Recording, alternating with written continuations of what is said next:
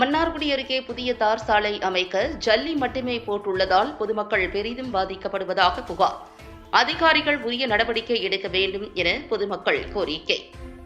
திருவாரூர் மாவட்டம் மன்னார்குடி அருகே 3ஆம் செத்தி ஊராட்சி சின்னமாநகர் பகுதியில் சுமார் 600க்கும் மேற்பட்ட குடியிருப்புகள் உள்ளன. இந்த குடியிருப்பு பகுதிக்கு செல்லும் சாலை மிகவும் குண்டும் குழியுமாக இருந்து வந்தது.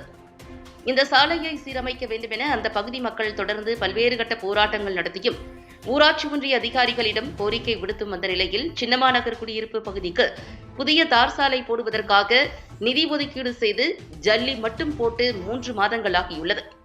இதனால் இந்த குடியிருப்பு பகுதிக்கு செல்லும் பொதுமக்கள், பள்ளி, கல்லூரிக்கு செல்லும் மாணவர்கள், வாகன ஓட்டிகள் மிகுந்த சிரமத்திற்கு உள்ளாகின்றனர். இரவு நேரங்களில் முதியவர்கள் சாலையில் நடக்க முடியாமல் விழுந்து காயமடைகின்றனர்.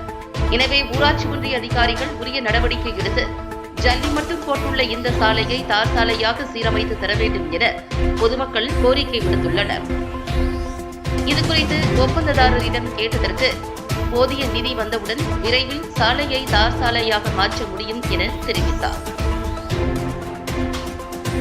ஒன்றியம் 3ஆம் செத்தி ஊராட்சிக்குட்பட்ட சின்னம்மாள் நகர் சாலையானது கிட்டத்தட்ட 3 மாத காலத்துக்கு முன்பு கப்பி போடப்பட்டு இன்று வரைக்கும் அந்த எந்த வேலையுமே நடக்கலை.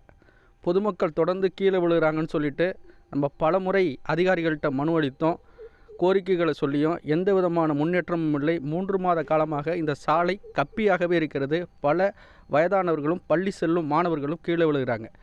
உடனடியாக இந்த சாலையை எந்த ஒப்பந்தக்காரர் கொடுத்துருக்காங்களோ அந்த ஒப்பந்தக்காரர் அதை செய்யணும். இல்லைன்னா ஒப்பந்தத்தை ரத்து செய்து புதிய ஒப்பந்தக்காரர்களை பயன்படுத்தி உடனடியாக சாலை அமைக்கணும்.